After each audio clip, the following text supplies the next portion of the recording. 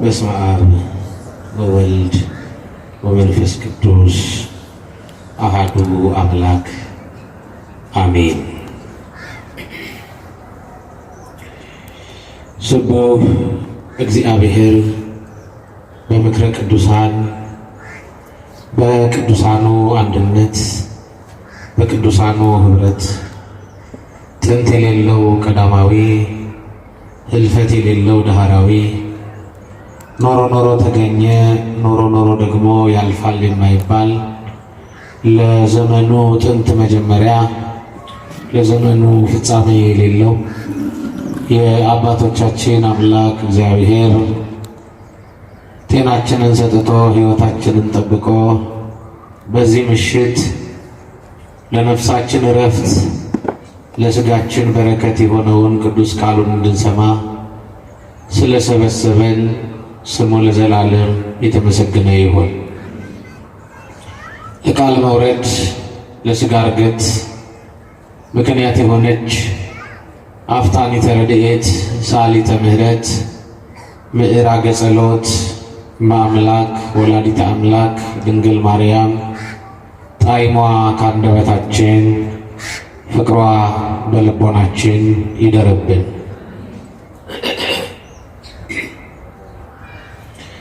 እጅግ የተወደዱ አባታችን መልአከ አሚን ቆሞስ አባ ገብረ ሥላሴ ይርሳው በኢትዮጵያ ኦርቶዶክስ ተዋሕዶ ቤተክርስቲያን በአዲስ አበባ ሀገረ ስብከት የመካኒሳ ደብረ ገነት ቅዱስ ሚካኤል ካቴድራል ዋና አስተዳዳሪ፣ ክቡር መምህራችን መምህር ግርማ የዚህ ቤተ መቅደስ የስብከተ ወንጌል ኃላፊ፣ ክቡራን መምህራነ ወንጌል፣ በዝማሬ አገልግሎት ያገለገለን ወንድማችን ዘማሪ ዲያቆን ቴዎድሮስ፣ በመሳሪያ ዕቃ እግዚአብሔርን ያገለገለ ወንድማችን ዘማሪ ዲያቆን ጸጋ አምላክ፣ በዚህ ምሽት በእግዚአብሔር ዙፋን ፊት የተሰበሰባችሁ የእግዚአብሔር ልጆች፣ የቅድስት ድንግል ማርያም ወዳጆች ሁላችሁም እንደምን ዋላችሁ? እንደምን አመሻችሁ? እንደምን አላችሁ? እግዚአብሔር ይመስገን ብለን ስሙን እንድንጠራው ይህንን ጊዜ ባርኮ ቅዱሶ የሰጠን አባታችን አምላካችን እግዚአብሔር ክብር ምስጋና ይግባው። ወንበር ላይ ከተቀመጣችሁት ሰዎች ውጪ ቅዱስ ሚካኤልን እንወደዋለን የምትሉ እጃችሁን ከፍ አድርጉ። ወንበር ላይ ከተቀመጣችሁት ውጪ ከፍ አድርጉት ልያችሁ። ከወደዳችሁት ከተቀመጣችሁበት ተነሱ፣ ቶሎ በሉ። ሴቶቹ በሴቶች ወንዶቹ በወንዶች ተቀመጡ። መጠለያ ውስጥ ያላችሁም ውጡ። ፈጠን በሉ።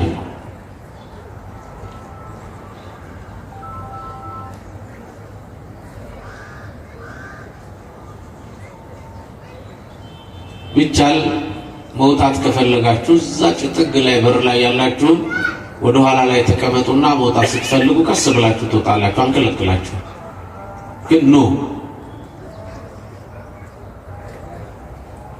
አንደኛ ወጣቶቹ ወንበሩን ይደረደሩልን ለኛ ነው። ሁለተኛ ይሄ ጉባኤ የተዘጋጀው ሁላችንም በአንድ ልብ እግዚአብሔር ቤት ሕሊናችንን ሰብስበን ሕያው የሆነውን የእግዚአብሔርን ቃል እንድንሰማ ነው። ስለዚህ ይህንን ጊዜ እግዚአብሔር ለጽድቅ ከሰጠን እንድንጸድቅበት ካደረገን ፊት ለፊት ወንበር ላይ ካልተመቸ ከኋላም ወንበሮች አሉ። ወጣት የሆናችሁ ደግሞ ለማው የተነሱላቸውና እሳቸው ይቀመጡ። ደስ ይላል። ማን ይመስገን? እስኪ ሁላችሁም ሁለት እጃችሁን ከፍ አድርጉት። ሳታቋርጡ እኩል ለ3 ሰከንድ ቿ ያረጋችሁ አመስግኑ። እልልታ ጨምሩበት። ማን ይመስገን? ማርያምን አይሰማም። ማን ይመስገን? እግዚአብሔር የተመሰገነ ይሁን። አመሰግናለሁ። ስንት ሰከንድ ነው ያልኳችሁ? እናንተ ስንት አደረጋችሁ? ንገሩኝ። ጨመራችሁ አይደል? እግዚአብሔር ከተረፈው የዕድሜ በረከት ይጨምርላችሁ። ኧረ በስመ አብ። አሜንም ለማለት ተለምናችሁ ነው። እግዚአብሔር ከተረፈው በረከት ይጨምርላችሁ። ድንገት አጨብጭቦ ያልኳችሁ ጉባኤውን ለማሞቅ ስሜታችሁን ለመቀስቀስ አይደለም።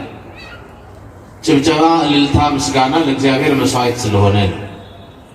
ብዙ ሰው እልል ሲል መስዋዕት እንደሆነ፣ ሲያጨበጭብ መስዋዕት እንደሆነ፣ ለእግዚአብሔር ምስጋና እያቀረበ እንደሆነ ሊያውቅ ይገባዋል። ብዙ አሁን የተለመደው ምንድነው? ለጉባኤ ሙቀትና ድምቀት የምንል ይመስለዋል ሰው። አይደለም። አንዱ የምስጋና ስርዓት እግዚአብሔርን የማመስገኛ መንገድ ይሄ። ስለዚህ አሁን ወደ ትምህርታችን እንሄድ። የምንማረው ስለ እምነት ነው። ስለምን? አቤት። መጽሐፍ እንዲህ ይላል። የሐዋርያው የቅዱስ ጳውሎስ መልእክት ወደ ዕብራውያን ምዕራፍ 11 ቁጥር 1 ላይ ያለውን ኃይለ ቃል የትምህርታችን መነሻ አድርገን እንማራለን።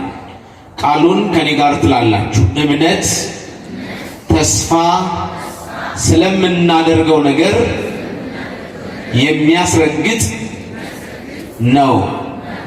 ምን? አቤት። እምነት ምን ስለምናደርገው? ተስፋ ስለምናደርገው ነገር የሚያስረግጥ ነው። የሐዋርያው የቅዱስ ጳውሎስ መልእክት ወደ ዕብራውያን ሰዎች ምዕራፍ 11 ቁጥር 1 ላይ የምናገኘው ቃል ብዙዎቻችን የእምነትን ሐሳብ በየራሳችን ስዕል፣ በየራሳችን የእውቀት ሐሳብ፣ በየራሳችን ስሜት መግለጽ እንችል ይሆናል። ግን መጽሐፍ እምነትን እንዴት ይገልጠዋል? እምነት ምንድን ነው? ማመን ማለት ምን ማለት ነው? የሚለውን በዚህ የመጽሐፍ ቅዱስ ክፍል ውስጥ መነሻ አድርገን እንማራለን። ግን ወደ ትምህርቱ ከመግባታችን በፊት የዕብራውያንን መልእክት መሰረታዊ ዓላማ እናያለን። ቅዱስ ጳውሎስ ለዕብራውያን ክርስቲያኖች ሲጽፍላቸው አይሁድ ስለሆኑ፣ እስራኤል ስለሆኑ፣ ዕብራውያን ስለሆኑ የዕብራውያንን ሕግ የሙሴን መጽሐፍ በዘመነ ብሉይ የነበሩትን ደጋግ አማኞችና ቅዱሳን እየገለጠና እየተነተነ በእነሱ የጽድቅና የእምነት መጠን እኛን ለማስተማር ይፈልጋል። የዕብራውያን መጽሐፍ በውስጡ የያዘው መሰረታዊ ዓላማ አንደኛው ከሙሴ ክርስቶስ የሚበልጥ መሆኑን ነው። ከማን? አቤት። ከሙሴ ክርስቶስ ይበልጣል ይለናል። ሁለተኛው ከብሉይ ኪዳን መስዋዕት የሐዲስ ኪዳን መስዋዕት ይበልጣል ይለናል። ሶስተኛው ከኦሪት ወንጌል ይሻላል ይበልጣል ብሎ ነው የሚያሳየን። አስተውሉ። የዕብራውያን መሰረታዊ ዓላማ ይሄ ነው። እውነት ነው። ሙሴን እስራኤላውያን እንደ አምላክ ያዩት ነበር። እንደምን? ንገሩኝ። እንደ አምላክ ያዩት ነበር። እግዚአብሔርም ሙሴን አምላክ ነህ ብሎታል። ምን ብሎታል? ማን ያለ? እግዚአብሔር። ማን? ሙሴ አምላክ ነህ ብሎታል። ኦሪት ዘጸአት ምዕራፍ 7 ከቁጥር 1 ጀምራችሁ ተመልከቱ።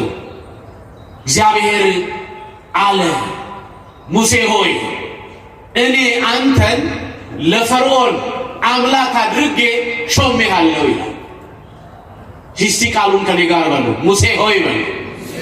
እኔ አንተን ከፈርዖን አምላክ አድርጌ ሾሜሃለሁ። ልብ አድርጉ። ሙሴ አምላክ ሆኖ ወይም ሙሴን አምላክ አድርጎ እግዚአብሔር ሾመው። ለማን ካላችሁ ለፈርዖን። ፈርዖን የማያምን ነው፣ ሙሴ ግን አማኝ ነው። ፈርዖን እግዚአብሔርን አያውቅም፣ ሙሴ ግን እግዚአብሔርን ያውቃል። ፈርዖን በፀሐይና በጨረቃ በሌሎች ፍጥረታት ያመልካል፣ እግዚአብሔር ሙሴ ግን ኤልሻዳይ የሆነውን ሁሉን የሚችለውን አምላክ እግዚአብሔርን ያመልከዋል። ስለዚህ አማኙን ሙሴ በማያምነው በፈርዖን ላይ እግዚአብሔር ሙሴን አምላክ አድርጎ ሾመው። ምን አድርጎ ሾመው? ንገሩኝ። በጣም ጥሩ። መዝሙረ ዳዊት መዝሙር 81 ቁጥር 6 ላይ ስንመለከት ቅዱስ ዳዊት እንዲህ ይላል፣ አንሰ እቤ አማልክት አንትሙ ወደቂቀ ልዑል ኩልክሙ። እኔ ግን እናንተን አማልክት ናችሁ አልኩ ይልና የልዑልም ልጆች ናችሁ ይላል። አማልክት ተብለው የተጠሩት ነቢያት፣ ጻድቃነ ብሊት ናቸው። ከአዳም እስከ ሙሴ ዘመን የነበሩ እነ ሴት፣ እነ ሄኖክ፣ እነ መላልኤል፣ እነ ቃይናን፣ እነ ሄኖክ፣ እነ ማቱሳላ፣ እነ ኖህ አማልክት ዘበጸጋ ተብለዋል። አማልክት ብሎ የጠራቸው ጻድቃነ ብሊትን ነው። ሐዋርያት ጻድቃነ ብሊትን የብሉይ ኪዳንን ጻድቃን ነው። ነቢያቱን ነው። ነገስታቱን ነው። ሙሴ እነዚህ አማልክት ተብለው ተጠርተዋል። ግን የነሱ አምላክነት የሙሴን አምላክነት የጸጋ ነው። የምንድን ነው? ድገሙልኝ። ልብ አድርጉ። የጸጋ አምላክነት ነው። ስለዚህ ዳዊት እንዲህ አለ፣ አንሰ እቤ አማልክት አንትሙ ወደቂቀ ልዑል ኩልክሙ ካለ በኋላ ወአንትሙሰ ከመ ሰብእ ትመውቱ፣ እናንተ ግን እንደ ሰዎች ትሞታላችሁ አላቸው። ሙሴ አምላክ ነው። አምላክነቱ የጸጋ ነው። ስለዚህ የሙሴ አምላክነት አረፍተ ዘመን ይገታዋል፣ ሞት ይገድበዋል፣ መቃብር ይጥለዋል። የኔና የእናንተ አምላክ ኢየሱስ ክርስቶስ ግን መቃብርን ያሸነፈ ዲያብሎስን የጣለ የ5500 ዘመን የስቃይ የመከራ የእንግልት ዘመናችንን ቀጥቶ በደሙ ሁላችንንም ነፃ ያወጣ አባትና አምላክ የድንግል ልጅ መድኃኔዓለም ነው። ክብረ ምስጋና ለእርሱ ይሁንለት። ለዚህ ነው ከሙሴ ክርስቶስ ይበልጣል። በሉ እስኪ ሁላችሁም ከሙሴ የሙሴ አምላክነት የምንድን ነው? የጸጋ። የክርስቶስ አምላክነት ደግሞ የባህሪ ነው። ስለዚህ ከሙሴ ማን ይበልጣል? ይሄንን የሚነግረን ቅዱስ ጳውሎስ ነው በዕብራውያን ላይ። ሁለተኛው ከብሉይ ኪዳን መስዋዕት የሐዲስ ኪዳን መስዋዕት ይበልጣል ማለት ነው። ሁለተኛው ይሄ የዕብራውያን መሰረታዊ ዓላማ የብሉይ ኪዳን መስዋዕት የበግ የላምና የእንስሳት ነው። ካለፈ ደግሞ የእህል ቁርባን ነው። ያኔ ሰዎች እጃቸውን በበጉ በአህያውና በበጉ በበሬውና በሌሎች እንስሳት ላይ እጃቸውን ይጭናሉ።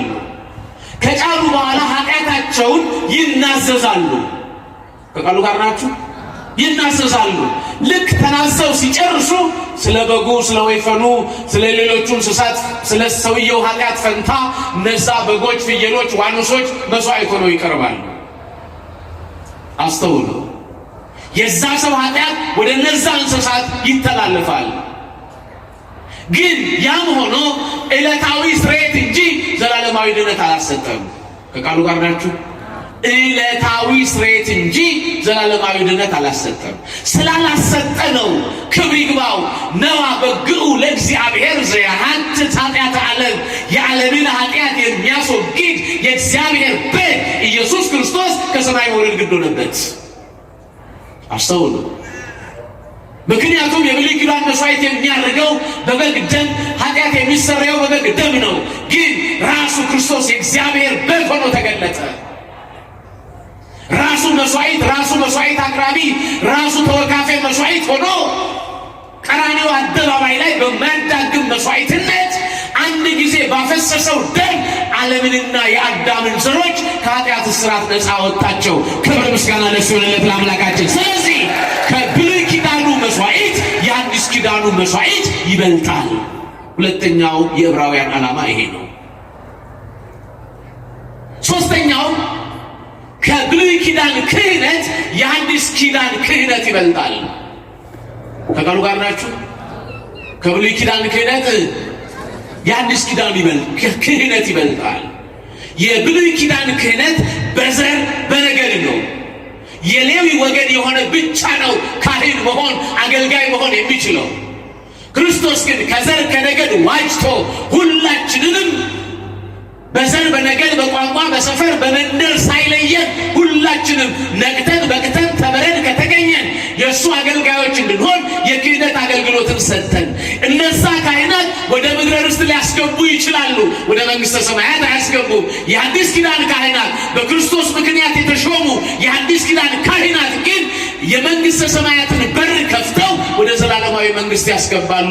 ስለዚህ ከብሉይ ኪዳን ካህናት የአዲስ ኪዳን ካህናት ይበልጣሉ ብሎ ለነበሩት ካህናት ወይም ዕብራውያን ማስተማር የቅዱስ ጳውሎስ ዓላማ ስለነበረ ከብሉይ ኪዳን ካህናት የአዲስ ኪዳን ካህናት ይበልጣሉ ብሎ አሳየ። አስተውሉ። ሶስተኛው ይሄ እንግዲህ ይሄ ከሆነ የዕብራውያን መልእክት ለማን ነው የተጻፈው? ለዕብራውያን ነው። ለማን ነው የተጻፈው? ንገሩኝ። ዕብራውያን ማለት ምን ማለት ነው? ዕብራውያን የተባሉት እነማን ናቸው? አብርሃም አባት አለው። እስኪ አብርሃምን አባት የሚነግረኝ ከእናንተ መካከል የአብርሃም አባት ማን ይባላል?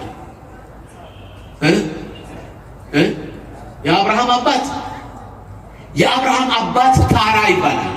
እስኪ ታራ በሉ። ታራ ይባላል። የታራ አባት ኤቦር ይባላል። የታራ አባት ማን ይባላል? ኤቦር ይባላል። በአብርሃም አባት በኤቦር ዕብራውያን የሚል ስያሜ አግኝተዋል። ዕብራውያን የሚባሉት ቀጥሎ ደግሞ እነዚሁ ዕብራውያን እስራኤላውያን ተብለዋል። ምን ተብለዋል? እስራኤላውያን ተብለዋል። ይሄንን የሚገልጥና የሚተረጉምልን አብርሃም ይስሐቅን ይወልዳል። ይስሐቅ ደግሞ አቤት ያዕቆብን ይወልዳል። ያዕቆብ ማለት አሐዜ ሰኮና ተረከዝ ያዥ ማለት ነው። አሰናካይ ማለት ነው። ስሙን አልወደደውም። ኦሪት ዘፍጥረት ምዕራፍ 32 ላይ ያዕቆብ እግዚአብሔርን እንዲህ ይለዋል፣ ካልባረከኝ አለቅህም ብሎ ይታገለዋል። እስኪ ሁላችሁም ካልባረከኝ አለቅህም በሉ። ምን ነው ፈራችሁ? አይሰማም እኮ ድምጻችሁ። ምን ካላልከኝ ማን ነው የሚለው? ማን ነው የሚለው? ያዕቆብ ማንን? እግዚአብሔርን ይለዋል። ይታገለዋል። በጣም ይታገለዋል። ሲታገለው እግዚአብሔር እንዲህ ይላል፣ ያዕቆብ ስሙ ሳይጠራ እንዲህ ብሎ ይጠራዋል። ሊነጋ አቅላልቷልና እባክህ ልቀቀኝ ይለዋል። ማን ነው የሚለው? እግዚአብሔር ልቀቀኝ ይለዋል። ያዕቆብ አሁንም ካልባረከኝ አለቅህም ይለዋል። እግዚአብሔር ይላል፣ ስምህ ማን ነው?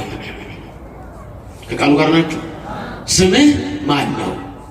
ስሙ ማን እንደሆነ እግዚአብሔር አያውቅም? ንገሩኝ።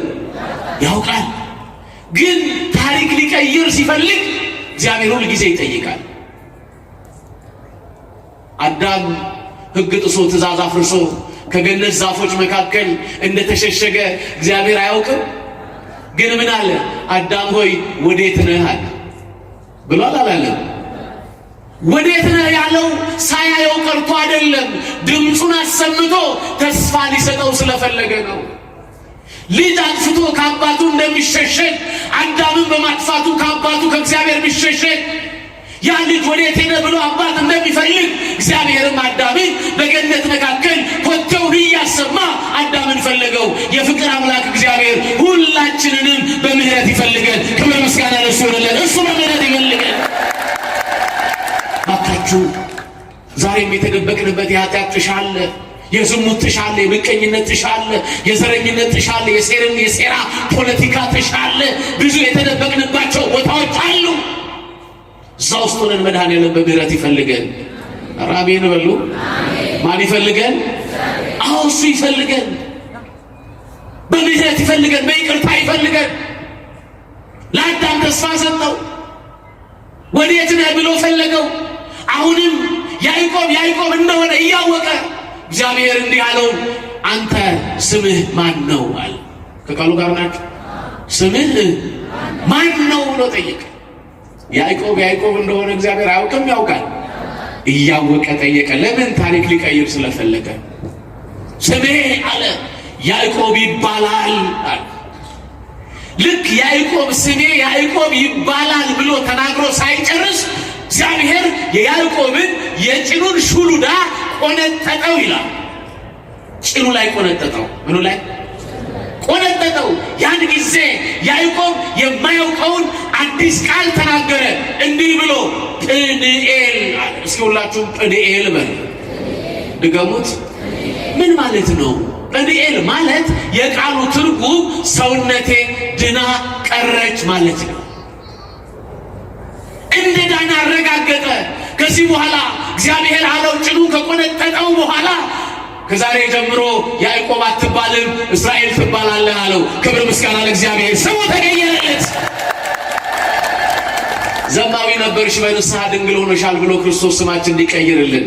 ሌባ ነበርክ ቆራቢ ሆነሃል ተብሎ ቆራቢነት የሚነገርልህ መንፈሳዊ ወጣት እንድትሆን እግዚአብሔር ታሪክህን ይቀይርልን። አስተውሉ። በኃጢአት በተንኮል በበደል በምቀኝነት በልዩ ልዩ የኃጢአት ስራዎች ልንታወቅ ልንገለጥ እንችላለን። ግን ታሪካችንን፣ ስማችንን፣ ማንነታችንን መቀየር የሚችል ማን ብቻ? ክብር ለእሱ ለድንግል ማርያም ልጅ ለመድኃኔዓለም እሱ ብቻ ነው። ቀየረለት ስሙን፣ ለወጠ ስሙን። እስራኤል ትባላለህ አለው። ስለዚህ ያዕቆብም እስራኤል ነው፣ እስራኤልም ያዕቆብ ነው፣ ያዕቆብም ዕብራዊ ነው፣ ዕብራውያንም እስራኤላውያን ናቸው። ለዚህ አንድ ምሳሌ ሰጣቸዋለሁ። ትንቢተ ኢሳይያስ ምዕራፍ 43 ቁጥር 1 ላይ ስንመለከት እንዲህ ይላል ነቢየ እግዚአብሔር ኢሳይያስ፣ ያዕቆብ ሆይ የፈጠርኩህ እስራኤል ሆይ ተቤዥቻለሁና አትፍራ፣ በስምህ ጠርቻለሁ፣ አንተ የኔ ነህ ይላል። ክብር ምስጋና ለእግዚአብሔር ይሁን። አንተ የኔ ነህ ይላል። ስለዚህ የዕብራውያን መሰረታዊ ዓላማ ይሄ ነው። ስለ ዕብራውያንና ስለ ኤቦር ወይም ስለ እስራኤልና ስለ ያዕቆብ ይሄን ያህል ከተነጋገርንና ጽንሰ ሐሳቡን ከተረዳን መጽሐፍ ቅዱስ የሚነግረን እምነት ተስፋ ስለምናደርገው ነገር የሚያስረግጥ ነው ብሎ ቅዱስ ጳውሎስ የተናገረውን ሐሳብ እንተረጉማለን። እምነት ምንድን ነው? የምናምነው ማንን ነው? እንዴት ነው ምናምነው? እምነት ማለት የቃሉ ቀጥተኛ ትርጉም እኔ ባላየው እሱ ያየኛል። እስኪ በሉ እኔ ካለሁበት እሱ አለ። ኧረ በሉ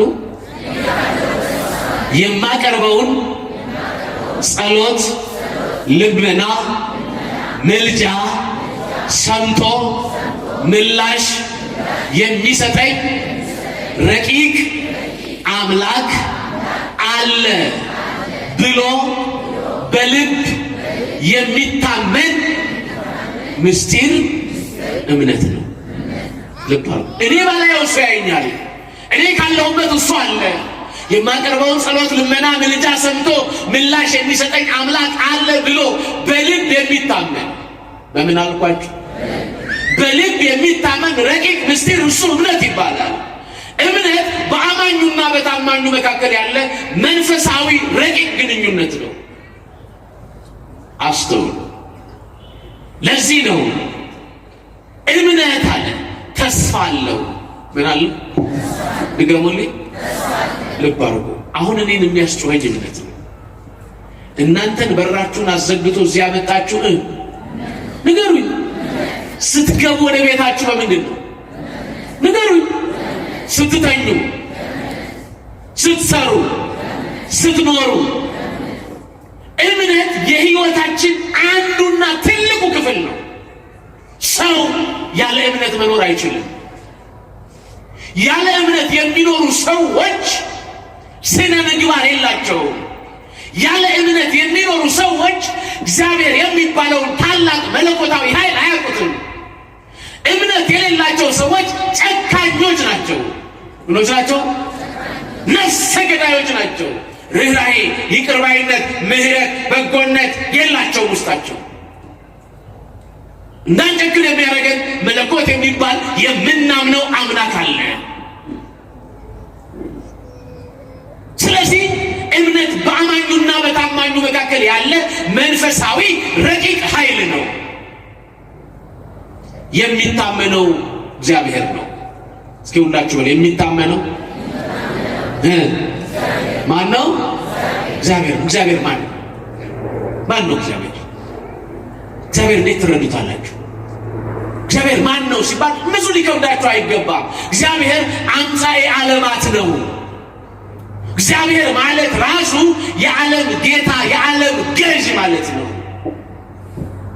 ይሄ ማለት ደግሞ ዓለምን ይገዛል፣ ዓለምን ፈጥሯል፣ አምሳዬ ዓለማት ነው ብለን ስንናገር ዓለማትን አመጣ ካልን ዓለማት ያሉት ደግሞ በእግዚአብሔር እጅ ነው። በማን እጅ ነው? አቤት ደስ አይልም? አሁን ያለነው ማን እጅ ላይ? እርግጠኞች ናችሁ? ማርያም እግዚአብሔር ይመስገን። እኛ ድሆቹ እግዚአብሔር እጅ ላይ እንደሆነን እናውቃለን። ቅንጡ ሕንፃ ያላቸው ግን እነሱ ያሉት በቤታቸውና በምድራቸው ላይ ነው። በጣም የስልጣን ጠርዝ ላይ የደረሱ ሰዎች የሚፈልጉትን ማድረግ ስለሚችሉ ብቻ እኛን እንኳን ጭምር ሌሎችንም የፈጠሩ እስኪመስላቸው ድረስ እነሱ እስካሉ ድረስ የእኛ መኖር ትርጉም እንደሌለው አድርገው የሚያስቡ ብዙ ሰዎች አሉ። በጣም ብዙ ሰዎች ግን ያሉት ሁሉ በማን እጅ ላይ? ሶስተኛው ዓለም ላይ ያለነው ድሆቹም እግዚአብሔር እጅ ላይ ነን። አንደኛው ዓለም ላይ ተብለው የሚጠሩ እነ አውሮፓ፣ እነ እንግሊዝ፣ እነ ትልልቆቹ ሀገሮች የሚባሉት እነ አውሮፓ እነሱም እግዚአብሔር እጅ ላይ ናቸው። ምክንያቱም መጽሐፍ የሚነግረን ይሄንኑ ነው። ቅዱስ ሪያቆስ ሁሉ እሁዝ ውስተ እዴሁ አሐዜ ዓለም በእራሁ ተብሎ ጠቅሶታል። ክርስቶስን እግዚአብሔርን ሁሉ በእጁ የተያዘ ነው ይላል። ስለዚህ ዓለም ሁሉ በማን እጅ ናት? ክብር ለሱ ለአምላካችን ለእግዚአብሔር። በሱ እጅ መሆን እንዴት ማረፍ ነው! እናንተ እግዚአብሔር እጅ ላይ ነው ያለ ነው። የብዙዎቻችን ችግር እግዚአብሔር እጅ ላይ መሆናችንን ስለረሳን በኑሮ ውድነት እንጨነቃለን። ሁሉም ይሁን ሳይበላ ያደረ ማንም የለም የማንቸርነት ስላለ። ክብር ለሥላሴ ለድንግል ልጅ ለመድኃኔዓለም። አዎ አስተውሉ የእግዚአብሔር ልጆች፣ በሕይወታችሁ ውስጥ ዋስትናችሁ እጁ ላይ ያስቀመጣችሁ በእጁ መዳፍ የያዛችሁ ማነው? እሱ። ታዲያ ሰው እግዚአብሔር እጅ ላይ ሆኖ እንዴት ይፈራል? እንዴት እወድቃለሁ ብላችሁ ትፈራላችሁ? እቸገራለሁ ብላችሁ እንዴት ታስባላችሁ? ለምን ተስፋ ትቆርጣላችሁ? ያለነው ማን እጅ ላይ ነው? በሕይወታችሁ፣ በኑሯችሁ፣ በሀገራችሁ ጉዳይ በሚፈጠረው ውጥንቅጥና ልዩ ልዩ ፈተና እኛ ማን እጅ ላይ ነን? እጁ ላይ ያለ ደግሞ ሁልጊዜ በምህረት ይታያል። ክብር ምስጋና ለእግዚአብሔር ይሁን። አዎ እጁ ላይ ነን። ስለዚህ እምነት ይሄ ነው፣ በእግዚአብሔር እጅ መሆኑን ማመን። አስተውሉ። የሚታመነው እግዚአብሔር ነው። ያ እግዚአብሔር ደግሞ ተስፋ ሰጥቶናል። ምን ሰጥቶናል?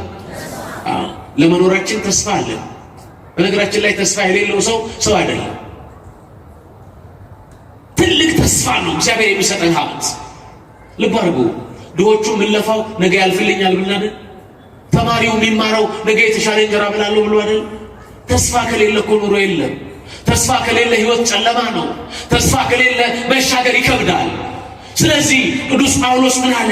እምነት ተስፋ ስለምናደርገው ነገር የሚያስረግጥ ነው። ምንድን ነው ተስፋ የምናደርገው ነገር ብለን ከጠየቅን ከሞት በኋላ ህይወት አለ፣ ከመቃብር በኋላ ትንሣኤ አለ። ክብር ምስጋና ለእግዚአብሔር ይሁን። አዎ ይሄን ዓለም እንጠቀልለዋለን፣ ይሄን ዓለም እንተዋለን፣ ይሄን ዓለም እናልፈዋለን። ግን የማያልፍ በሰው እጅ ያልተሰራ በእግዚአብሔር እጅ የተሰራ ሌላ ዓለም አለ። ክብር ምስጋና ለእግዚአብሔር። ሌላ ዓለም አለ። ተስፋችን እሱ ነው። ያ ተስፋ ባይኖርማ ሊቃውንቱ እንቅልፍ አጥተው አይጮሁም። እናንተም ደግሞ በዚህ ብር በዚህ ስፍራ አትገኙም። ተስፋ አለን። ተስፋችን ደግሞ እግዚአብሔር ነው። እግዚአብሔር ተስፋችን ሲሆን በእጁ ላይ ይዞ በደስታ ያኖረናል። ከሞት በኋላ ህይወት ይሰጠናል። ከመቃብር በኋላ ትንሣኤ እንዳለ ነግሮናል። ስለዚህ ተስፋ አለን። ተስፋችን መንግሥተ ሰማያት ገነት የምትባል እግዚአብሔር ለእኛ ያዘጋጀ ለብሰን ልብስ ማንቀይርባት አንድ ጊዜ ለብሰን የብርሃን ልብስ ለብሰን ምንኖርባት ሰማያዊ ርስት አለችን። ያቺ ተስፋችን ናት። ያንን ተስፋ ነው እምነት የሚያስረግጠው። አስተውሉ። ይሄ ከሆነ እምነት ራሱን የቻለ መገለጫዎች አሉት።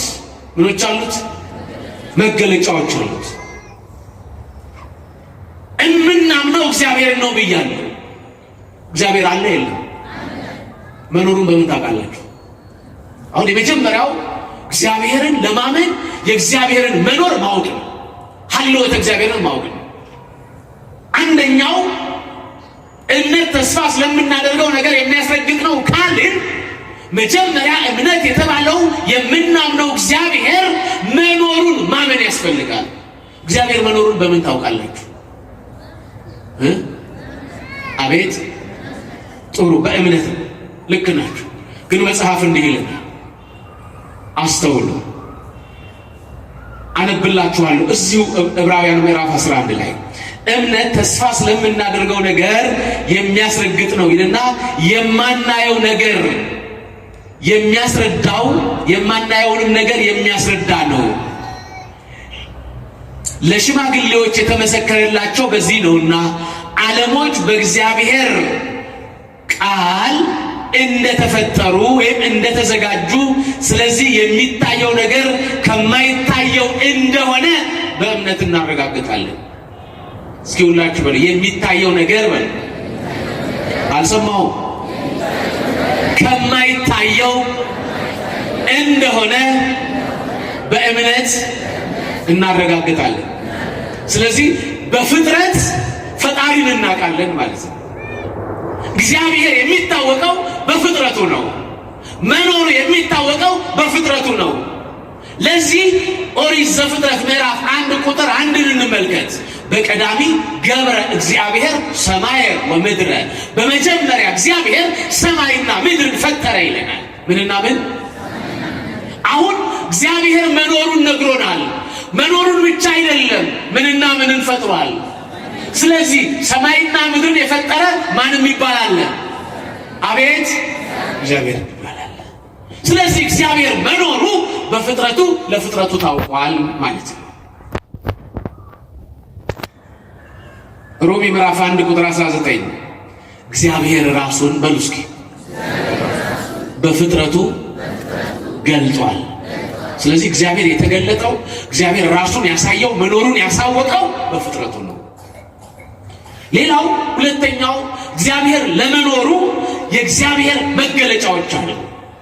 ምኖች አልኳችሁ? አንደኛ መኖሩ ነው።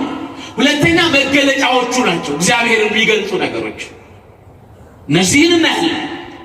እግዚአብሔር አለ ብለን ስናምን እግዚአብሔር የሚገለጥባቸው ባህሪዎች አሉት። የመጀመሪያው እግዚአብሔር ፍቅር ነው። እስኪ ሁላችሁ እግዚአብሔር ፍቅር ነው በሉ። አቤት ብዙ ጊዜ ስለ እግዚአብሔር ስንነጋገር ኃያል ነው አይደለም? ነው አይደለም? ይቀጣል አይቀጣም? ይቀጣል። ግን አሁን በዓለም ላይ ያለው ሕዝብ የማይቀጣ ሆኖ ነው እግዚአብሔር ዝም ያለው? ንገሩኝ። ለምንድን ነው ዝም ያለው? አቤት አቤት አልሰማሁም። ምን ስለሆነ? ስለዚህ እግዚአብሔር ፍቅር ምኑ ነው? መገለጫው ነው። ክብር ምስጋና ለእሱ። ፍቅር ነው እሱ። አስተውሉ። ይህ ፍቅር የሚባለው የእግዚአብሔር ባህሪ የእግዚአብሔር መገለጫ ባይኖር አንድ ሰው በምድር ላይ አይኖር። አንድ ሰው ለሰከንድ መኖር አይችልም። ግን እግዚአብሔር ባህሪው ፍቅር ነው። መገለጫው ፍቅር ነው። ርኅራኄው ፍቅር ነው። ምሕረቱ ፍቅር ነው። ይቅርታው ፍቅር ነው። መተው ኃጢአታችን መርሳቱ ፍቅር ነው። ለዚህ ነው መጽሐፍ እንዲህ ይላል። አንደኛ ዮሐንስ ምዕራፍ 4 ቁጥር 8 ላይ እግዚአብሔር ፍቅር ነው ይላል። እስኪ ሁላችሁ በሉ ድገሙት። እዚሁ የዮሐንስ ወንጌል ምዕራፍ 3 ቁጥር 16 ላይ ስትመለከቱ ደግሞ እንዲህ ይላል፣ እስመ ከመዝ አፍቀሮ እግዚአብሔር ለዓለም ወመጠወ ወልዶ ዋሂደ፣ አንድ ልጁን ቤዛ አድርጎ እስኪሰጥ ድረስ ዓለሙን እንዲሁ ወዶታል። ስለዚህ እግዚአብሔር ምንድን ነው? ኧረ በስመ አብ! ምንድን ነው? ማን? ስለዚህ የእግዚአብሔር መገለጫዎች አሉት። ፍቅር ነው። ፍቅር መሆኑን የምናውቀው ሕግ የጣሰ ትእዛዝ ያፈረሰ ከክብር የጎደለ ሞተ ሥጋ ሞተ ነፍስ የተፈረደበት በመንጸፈ ደይን የወደቀ በእግረ አጋንንት የተጠቀጠቀ በዲያብሎስ ሰንሰለት የታሰረ ለ5500 ዘመን መከራ ውስጥ በእንግልት ውስጥ ያለውን የሰው ልጅ ሊያድን የሚችል አንድም ጻድቅ አንድም መልአክ አንድም ነቢይ አልነበረም። ግን እግዚአብሔር ከሰማይ መውረድ ነበረበት ለሰው ልጆች ፍቅር ብሎ። ብዙ ነቢያት ነበሩ፣ አዳምን ነፃ ማውጣት አልቻሉም። እነ አብርሃም እነ ይስሐቅ እነ ያዕቆብ እነ ሙሴ እነ ሴት እነ ሄኖክ እነ ቃይናን እነ መላልኤል እነ ሴት ደጋጎች ነበሩ። ሚካኤል፣ ገብርኤል፣ ሌሎች ደጋጎች ሰማያውያን ረቂቃን መላእክት ነበሩ። ግን የሰውን ልጅ በፍቅር ማዳን አልቻሉም። በፍቅር ማዳን የቻለው የእግዚአብሔር ልጅ የሆነው እግዚአብሔር ክርስቶስ ብቻ ነው። ለዚህ ነው ከሰማይ መውረድ ነበረበት፣ ወደ ምድር መምጣት ነበረበት። ለዚህ ነው ሊቁ እንዲህ አለ፣ መጻው አደረ ውስተ ከርሰ ድንግል ወኮነ ሰብአ ከማነ ዘእንበለ ኃጢአት ባሕቲታ። ከሰማይ ወረደ። መውረድ ብቻ አይደለም፣ የሰውን ሥጋ ገንዘቡ አደረገ፣ በተዋሕዶ ከበረ። የሞተውን የሰው ልጅ በደሙ ፈሳሽነት በማያዳግም ፍቅሩ አንድ ጊዜ ለዘላለም ልጆቹ አደረገን። ክብር ምስጋና ለእርሱ ይሁንለት። ይሄን ጸጋን የሰጠን እግዚአብሔር፣ ይሄ የማዳን ኃይል ነው ወደ ሕይወታችን የመጣው የእግዚአብሔር ልጆች። ይህን ነው ልናስብ የሚገባል። ይህን ፍቅር የሰጠን ማን ነው? ለዚህ ነው ራሱን ለሰው ልጅ አሳልፎ ከመስጠት የበለጠ ፍቅር አለ? ንገሩኝ፣ አለ? ብዙ ነቢያት እኮ ሞተዋል። ብዙ ጻድቃነ ብሉይ እኮ ሞተዋል። ብዙ ደጋግ ሰዎች እኮ መስዋዕት አቅርበዋል። ግን የእነሱ መስዋዕት ረፍተ ሥጋ እንጂ ረፍተ ነፍስ መስጠት አልቻለም። ረፍተ ሥጋ ረፍተ ነፍሳችን የሰጠን ክብር ይግባው እውነተኛው ፍቅር የሆነው አምላክ የድንግል ልጅ መድኃኔዓለም ነው። ክብር ምስጋና ለእሱ ይሆናል። ይሄን አምላክ ነው የምናመልከው። ለዚህ ነው አንዱ የእግዚአብሔር የባህሪው መገለጫ ፍቅር ነው። ምንድን ነው አልኳችሁ? ፍቅር ነው። ሁለተኛው እዛው ላይ የባህሪው መገለጫ ላይ እግዚአብሔር የሚገለጠው በብርሃን ነው። ብርሃን ነው መልሱ። ማን? እግዚአብሔር ብርሃን። እንዲህ ይላል አንደኛ ዮሐንስ ምዕራፍ 4 ቁጥር 5 እግዚአብሔር ብርሃን ነው። እስኪ በሉ ድገሙት ይልና ዝም አይልም። ጨለማ በእርሱ ዘንድ ከቶ የለም ይላል። እግዚአብሔር ብርሃን ነው። ጨለማ በእርሱ ዘንድ ከቶ የለም። አስተውሉ የእግዚአብሔር ልጆች፣ በሕይወታችን ውስጥ በኑሯችን ውስጥ ብዙ የጨለመብን ነገር አለ። ግን እግዚአብሔር ከኛ ጋር ከሆነ ያ ጨለማ ከኛ ውስጥ የለም። ብዙዎቻችን ጨለማ ሀሳብ ይዘን ነው የምንዞረው። እውነት ውሸት? አብዛኞቻችን ተስፋ የመቁረጥ ስሜት ጨለምተኝነት ነው። ህሊናችን ብዙ ጨለማዎች አሉ። ተስፋ በመቁረጥ ሰው ለመግደል፣ ሰው ለማሰር፣ ሰው ለማሰቃየት ብዙ የተንኮል ሴራ ሀሳቦች፣ እነዛ ጨለማዎች ናቸው። ግን እግዚአብሔር ልባችን ውስጥ ካለ ያ ጨለማ ሀሳብ የለም። ለዚህ ነው መጽሐፍ እግዚአብሔር ብርሃን ነው፣ ጨለማ በሱ ዘንድ ከቶ የለም አለ። ሰው እግዚአብሔር ልቡ ውስጥ ካለ ጨለማ የሆኑ ሀሳቦች 100% ይወጣሉ። እሱ እግዚአብሔር ይሆናል። ስለዚህ እግዚአብሔር ብርሃን ነው። እግዚአብሔር ምንድን ነው? አቤት! ብርሃንን ራሱ በቃል እኮ ነው የፈጠረው። እግዚአብሔር ብርሃን ይሁን አለ፣ ብርሃንም ሆነ። ለዚህ ነው ቅዱስ ዮሐንስ ምዕራፍ 1 ላይ ቁጥር 5 ላይ እንዲህ ብሎ ገልጾታል። ዮሐንስ ወንጌል ምዕራፍ 1 ቁጥር 5 ላይ እርሱ ለዘላለም የሚያበራ እውነተኛ ብርሃን ነው ይላል። ለዘላለም የሚያበራ ጨለማ በሱ ዘንድ ከቶ የሌለ። ወዳጄ ነገስታቱ፣ መኳንንቱ፣ ኃያላኑ፣ ባለስልጣኖቱ፣ ዳሆቹ፣ በማዕከላዊ የህይወት ጫፍ ላይ የምንኖር ሰዎች ለኃጢአት ስንሰራ ምን ውስጥ ሆነን ነው? ንገሩኝ። ጨለማ ውስጥ። ነፍሰ ገዳዮች በጨለማ ነው። ዝሙት የሚሰሩ ሰዎች በጨለማ ነው። ወይ ሀገር ቀይረው ቦታ ስፍራ ቀይረው ነው የሚያደርጉት። ግን ይሄን ሁሉ ማን ያውቃል? ንገሩኝ። ስፍራ፣ ቦታ፣ ሁኔታ የማይገድበው ጊዜ በጨለማ ውስጥ የሚያበራ እውነተኛ ብርሃን ማን ብቻ? ስለዚህ እግዚአብሔር ምንድነው? ብርሃን። ሶስተኛው እግዚአብሔር ሁሉን ቻይ ነው። እስኪ በሉ ሁሉን ቻይ ማን? እውነት ነው። ሁሉን ቻይ ባይሆን ምድራችን የደም ጎርፍ ስትሆን ሰዎች በሰጡን የፖለቲካ ሴራ አገራችንን የመከራ አገር ስናደርጋት የመለያየትና የዘረኝነት መንፈስ ልባችን ገብቶ ትናንትና የኢትዮጵያ መሰረት የተዋህዶ ክብር የሆኑ ሰዎች ዛሬ በሰፈራቸው ምክንያት ሲጋደሉ ማየት ምን ያህል ያሳዝናል። ይሄን ሁሉ የመከራ ታሪክ እያየ የቻለ ማን ነው? መከራውን እያየ መቻል ብቻ አይደለም፣ ዓለምን ካለመኖር ወደ መኖር አምጥቶ መስራት የእግዚአብሔር ሁሉን ቻይነት ያሳየናል። ስለዚህ እግዚአብሔር ሁሉን ቻይ ነው ስንል ራሱ ቅዱስ ዮሐንስ እዛው በዮሐንስ ወንጌል ምዕራፍ 1 ቁጥር 8 ላይ እንዲህ ብሎ ገልጦታል። ዘቦቱ ኩሉ ኮነ ወዘእንበሌሁሰ አልቦ ዘኮነ፣ ሁሉ በእርሱ ሆነ ያለ እርሱ ምንም ምን የሆነ የለም።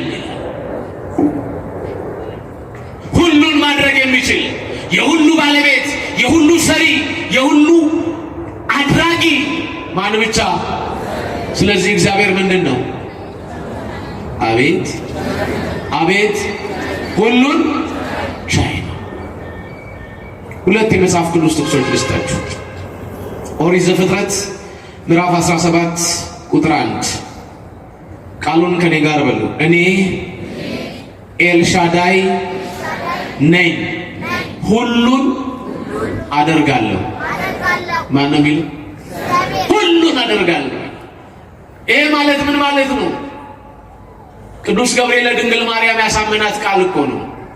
እስመ አልቦ ነገር አቤት ለእግዚአብሔር የሚሳነው ነገር የለም።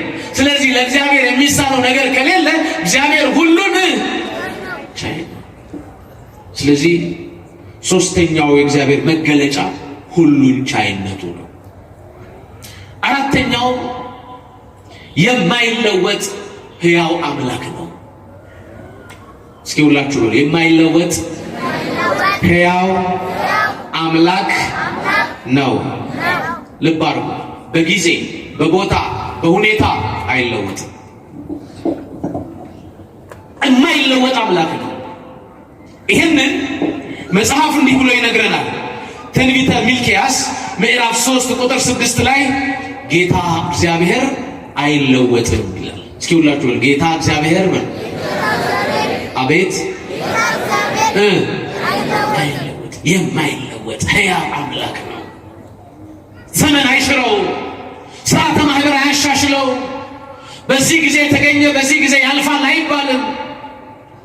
ቅድመ ዓለም የነበረ ማዕከል ዓለም ያለ ድህረ ዓለም የሚኖር ነው። የማይለወጥ ሕያው አምላክ ነው።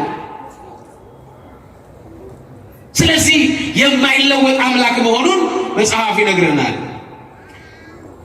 ዕብራውያን ምዕራፍ 6 ቁጥር 17 ከኔ ጋር ይህን ቃል በሉት። እግዚአብሔር እንደ ተስፋው ቃል አይለወጥም። ማን? እንደምኑ? እንደ ተስፋው ቃል አይለወጥም። ስለዚህ አራተኛው እግዚአብሔር የማይለወጥ ሕያው አምላክ ነው። አምስተኛው የማይወሰን ማን? ያመን ነው አምላካችን ፈጣሪያችን ብለን የምንሰግድለት የምንማጸነው፣ ስናንኳኳ የሚከፍትልን፣ ስንለምነው የሚሰጠን እሱ እግዚአብሔር የማይወሰን ነው። በጊዜ በቦታ በሁኔታ አይወሰንም። ይሄንን መጽሐፍ እንዲህ ይነግረናል ቅዱስ ዳዊት መዝሙረ ዳዊት መዝሙር 138 ቁጥር 7 ላይ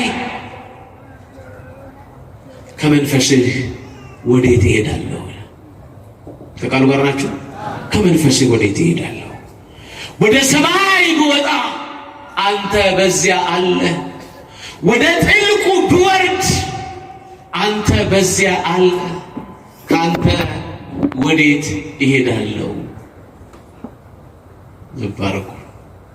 አንዳንድ ሰዎች ገንዘብ ስላላቸው ብቻ እሱ የሌለበት ስፍራ ያለ እየመሰላቸው ይሁን አይሁን አይታወቅም፣ ፕሌን ትኬት ቆርጠው አገር ቀይረው ኃጢአት፣ ክፋት፣ ተንኮል፣ ሸር፣ ምቀኝነት ይሰራሉ። ግን ከእግዚአብሔር መሰወር ይቻላል? ለዚህ ነው መጽሐፍ ካንተ ከመንፈስህ ወዴት እሄዳለሁ? እመኒ አረጉ ውስተ ቀላይ፣ ወደ ሰማያዊ ሰማያት ብወጣ፣ ወደ ምድር ልብ ተወስጄ ወደ ውስጥ ወደ ጥልቁ ብሄድ አንተ በዚህ አለ። ስለዚህ የማትወሰን አምላክ ነህ። ለአንተ ምስጋና ይገባሃል። አመስግኑት እግዚአብሔርን። የማይወሰን አምላክ ነው እግዚአብሔር፣ በሁሉ ያለ ነው። አስተውሉ። ስድስተኛውና የመጨረሻው እግዚአብሔር ጥበበኛ ነው። እግዚአብሔር ምንድን ነው? የዓለምን ጥበብ ከንቱ ያደረገ ጥበበኛ፣ የአዋቂዎችን እውቀት ከንቱ ያደረገ አዋቂ፣ የጥበበኞች ጥበብ በእሱ ዘንድ ዜሮ የሆነ። ስለዚህ እግዚአብሔር ጥበበኛ ነው። ለዚህ ነው መጽሐፍ እንዲህ ይላል፣ ትንቢተ ዳንኤል ምዕራፍ 2 ቁጥር 20 ጥበብና ኃይል ለእርሱ ነውና የእግዚአብሔር ስም ከዘላለም እስከ ዘላለም ድረስ ይባረክ ይላል። ምንና ምን? ጥበብና ኃይል። እስኪ በሉ ምንና ምን? ጥበብና ኃይል ለእርሱ ነውና የእግዚአብሔር ስም ከዘላለም እስከ ዘላለም ይባረካል። አሁን በግለሰብ ጥበብ ማለት የእግዚአብሔር ባህሪ ነው። ስለዚህ ቅዱስ ዳዊት ምን አለ መስላችሁ? መዝሙር 110 ላይ እግዚአብሔር የጥበብ መጀመሪያ አቤት እግዚአብሔርን መፍራት ነው ይልና ቀጥሎ ምን ይላል? ቅዱሱን ማወቅ ማስተዋል ነው ይላል።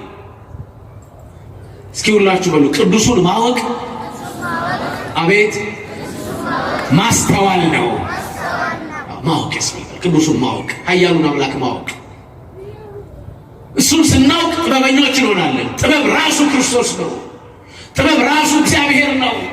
ለዚህ ነው ሊቁ ጥበብ እሰ መድኃኒነ ውእቱ ዘተሳየጠነ በንዛተ ደሙ፣ በደሙ መፍሰስ የገዛን እውነተኛ ጥበበኛ የእግዚአብሔር ልጅ የድንግል ማርያም ልጅ ኢየሱስ ክርስቶስ ነው። ክብር ምስጋና ለእሱ ይሁንለት። ለዚህ ነው ቅዱስ ጳውሎስ በሮሜ ምዕራፍ 11 ቁጥር 33 ላይ እግዚአብሔር ጥበብና ባለጠግነቱ ዕውቀቱም እንዴት ጥልቅ ነው ይላል። እስኪ እንበለው አብረን የእግዚአብሔር በሉ ጥበብና ባለጠግነቱ ዕውቀቱም እንዴት ጥልቅ ነው። አያችሁ፣ ፍጡር አይመረምረው። የማይመረመር ጥልቅ፣ በህሊናችን የማንወስነው ጥልቅ ረቂቅ ነው። ስለዚህ ጥበቡ ዕውቀቱና ኃይሉ የማይመረመር ዘላለማዊ ጥበበኛ፣ የዓለምን ጥበብና ዕውቀት ከንቱ ማድረግ የሚችል ጥበበኛ ማን ብቻ? በዓለም ላይ ብዙ ጥበበኞች ይኖራሉ። በጣም ብዙ አዋቂዎች ምንላቸው ብዙ ሊኖሩ ይችላሉ። የእነሱ ዕውቀት በእግዚአብሔር ዕውቀት ሲመዘን ባዶ ነው። የእነሱ ጥበብ በእግዚአብሔር ጥበብ ሲመዘን ባዶ ነው። ስለዚህ እግዚአብሔር ጥበብ ነው። ምንድን ነው? ጥበብ ነው። ይህን ጥበበኛነቱን መጽሐፍ ቅዱስ ይነግረናል።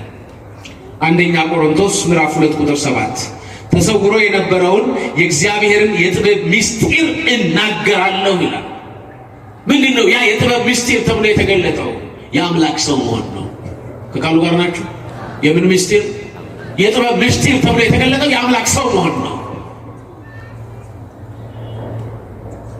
መለኮት ስጋን ገንዘቡ ማድረጉ ነው። ስጋ የመለኮትን ክብር ማግኘቱ ነው። ይሄ የተሰወረ ድንቅ የሆነ ጥበብ ነው።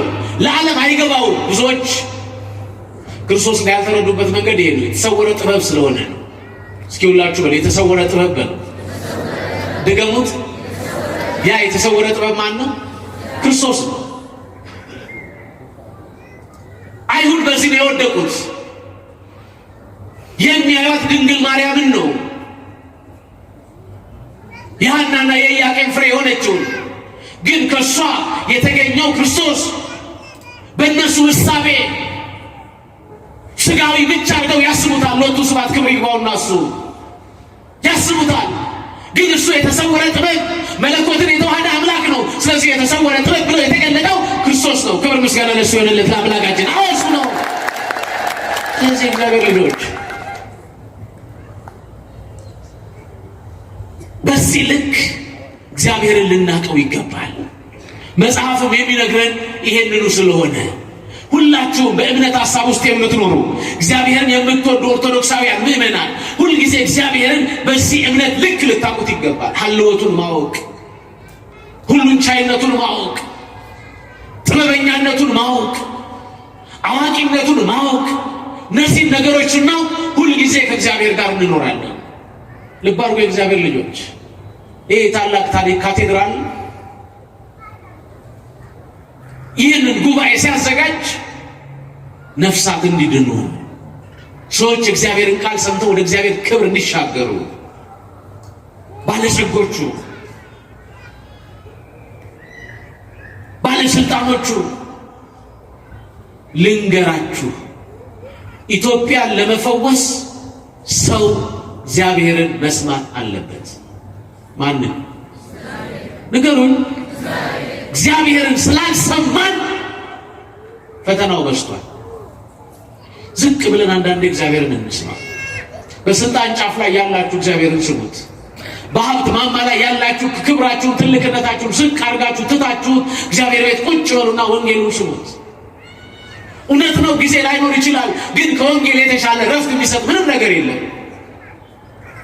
የእግዚአብሔር ልጆች ረፍት፣ ሰላም፣ ደስታ፣ ፍቅር፣ በረከት፣ ይቅርታ፣ ምህረት፣ ርኅራኄ ያለውና የሚሰጠው ከማን ብቻ? ክብር ለሱ ለአምላካችን ከሱ የምናገኘው። ለዚህ ነው ቅዱስ ጳውሎስ እምነት ተስፋ ስለምናደርገው ነገር የሚያስረግጥ ነው። የምናምነው እግዚአብሔርን ነው። እግዚአብሔር ደግሞ አለ ብለን እናምናለን። መኖሩን በፍጥረቱ እናውቃለን። እስትንፋሳችን በእግዚአብሔር እጅ ነው። መኖራችን በእግዚአብሔር እጅ ነው። ያኖረን፣ የረዳን፣ የጠበቀን ተስፋ እንድናደርገው በእምነት እሱን አይተን እንድናረጋግጥ እምነታችን ያተለቀልን ወደ ከፍታ ያመጣን የእግዚአብሔር ልጅ የድንግል ማርያም ልጅ መድኃኔዓለም ክብር ምስጋና ይግባው። ያስተማረን የመከረን አምላክ ክብር ምስጋና ይግባው። ይቆየን። በደንብ አድርጋችሁ አመስግኑት። እግዚአብሔርን መክሮናል፣ አስተምሮናል። ስለ ሁሉ ማን ይመስገን። ጉባኤያችን በንፋስ ስልክ ላፍቶ ክፍለ ከተማ በአዲስ አበባ ሀገረ ስብከት በቤተ ክህነቱ የስብከተ ወንጌል አማካኝነት በክፍለ ከተማው ቤተ ክህነት በሊቀ ሕሩያን መምህር ዳዊት ታደሰ እና በክፍለ ከተማው አስተዳደር ሰራተኞች በጋራ በመሆን እንደዚሁም የገዳማትና የአድባራት አስተዳዳሪዎች በጋራ በመሆን የአራት አብያተ ክርስቲያናት አንድ ላይ በዚህ ጉባኤ ላይ እንዲሳተፉ ተደርጎ ነበር። ግን ያልተሳተፉ አባቶችም አገልጋዮችም እጅግ እየበዙ አይተናል። ስለዚህ ሌላውን ነገር በሌላ እናየዋለን። ግን ዛሬ ከትናንትና የጀመረው ጉባኤያችን ነገ ነው የሚጠናቀቀው። ቢቻል ደብረ ብስራት ቅዱስ ገብርኤል ያሉ፣ መካኒሳ አቡነ ገብረ መንፈስ ቅዱስ ያሉ፣ እንደዚሁም የታላቁ አባታችን አቡነ ተክለ ሃይማኖት ደብረ ቢታንያ ያሉ አባቶችም ሊቃውንትም መምህራንም ተገኝተው የሰንበት ትምህርት ቤት ተማሪዎች ጭምር ተገኝተው ይህንን ጉባኤ እንዲያደርጉ ነበር መመሪያው የተላለፈው። የሆነ ሆኖ ግን ደብሩ በተለይ የደብሩ ዋና አስተዳዳሪ ተወዳጁ አባታችን መላከ አሜን ቆሞስ አባ ገብረስላሴ ይርሳው ከሰበካ ጉባኤው ጋር በአስተዳደር ሰራተኞች ጋር እንደዚሁም ከመምህራነ ወንጌል ጋር በጋራ ተወያይተው የነበረውና እስካሁን ያሳለፍነው ጉባኤ ጥሩ እንደሆነ ነው መረጃው ያለኝ። ትናንትና እጅግ ደስ ይል ነበር፣ ሚካኤልም ስለነበር ዛሬም እጅግ ደስ ይላል። ነገም ደግሞ ከዚህ ሰፍተን እግዚአብሔርን ከፍ አድርገን የእግዚአብሔር ልጆች ወንጌል ካልሰማን ይሄን ክፉና አስጨናቂ ዘመን አናልፍም። ሰው መስማት ያለበት እግዚአብሔርን ብቻ ነው። ሰው እግዚአብሔርን ሲሰማ በስነ ምግባር በበጎነት ይታነጻል፣ ለሀገር ለትውልድ ይተርፋልና እግዚአብሔርን ሰምተን ታሪካችን ከፍ እንዲል ማን ይርዳል? ስለዚህ ኃላፊነቱን ተቀብለው የደብሩ ስብከተ ወንጌል ኃላፊ መምህር ግርማ በእውነት ሌሎችም የደብሩ ሰባኪያነ ወንጌል በአንድ ልብ በአንድ ሐሳብ በአንድ ቃል ለዚህ ጉባኤ መዘጋጀት ኃላፊነት ወስደዋልና ከምንም በላይ ደግሞ መመሪያው እንዲተገበር ኃላፊነት የወሰዱት የደብሩ አስተዳዳሪ ናቸው። የመጀመሪያው ተቀዳሚ ተልኳቸው የስብከተ ወንጌል አገልግሎትን ማስፋፋት ስለሆነ ከዚህ አንጻር ለተደረገው ለዚህ ጉባኤ ከባነር ጀምሮ ወንበር ከመደርደርና ከማስተካከል ጀምሮ ትልቁን ኃላፊነት ወስዳችሁ የሰራችሁ የቤተ ክርስቲያን አገልጋዮች በተለይ ከደብሩ አስተዳዳሪ ጀምሮ ሳታቋርጡ ለ3 ሰከንድ ለሁሉ ቿ ያረጋችሁ ምስጋና አቅርቡልኝ። በደንብ አድርጋችሁ እሱ አይደለም ቸብ አድርጋችሁ እልልታ ጨምሩበት። በደንብ አድርጋችሁ አመስግኑ። ምክንያቱም ምስጋናው ለኔ አይደለም ለነሱም አይደለም። የወንጌል አምላክ እግዚአብሔር ከፍታ እንዲሰጣቸው ዘመናቸው እንዲባረክ የጀመሯቸው የልማት ስራዎች ተፋጥነው የቤተክርስቲያንን ከፍታ እንዲያረጋግጡ ነው። እልልታ ጨምሩበት። እግዚአብሔር ይስጥልን። ሌላው በጣም ተደነቃለሁ። ወጣቶቹ ደስ ትላላችሁ። ይሄ ማንጸባራቂ የለበሳችሁት የቀራችሁ ግን አንድ ነገር ነው። ምዕመናን ታዘዟቸው። በተቻለ መጠን ድንጋይ ላይ አትቀመጡ። የድንጋይ መቀመጫና የእናት ሞት እየቆየ ይቆረቁራል ይባላል። ግዴላችሁ ቤተ ክርስቲያኒቱ ለእናንተ ነው። ይሁን ወንበር ገዝታ አመቻችታ ያስቀመጠችላችሁ። ምን አስጨነቃችሁ? አባታችሁ ቤት መጣችሁ ለጥቂትም ሰዓት ቢሆን ዘና ብላችሁ ብትቀመጡ፣ ወንጌል በነፃነት ብትሰሙ፣ ከታች እየቆረቆራችሁ ካልሆነም ደግሞ ጥግ ከተቀመጣችሁ ቃሉን ትተውትና ከሞባይላችሁ ጋር ታወራላችሁ። አሁን ብዙ ከሞባይሉ ጋር የሚያወራ ሰው አለ። እውነት ውሸት? ስለዚህ ባካችሁ ከመጣን ጊዜውን ለማን እንስጥ? ማን ይክበርበት? በእውነት ደስ ብሎኛል። እንግዲህ ነገ ደግሞ ያለውን ጉባኤ በጥሩ ሁኔታ እንደምታከናውኑ ተስፋ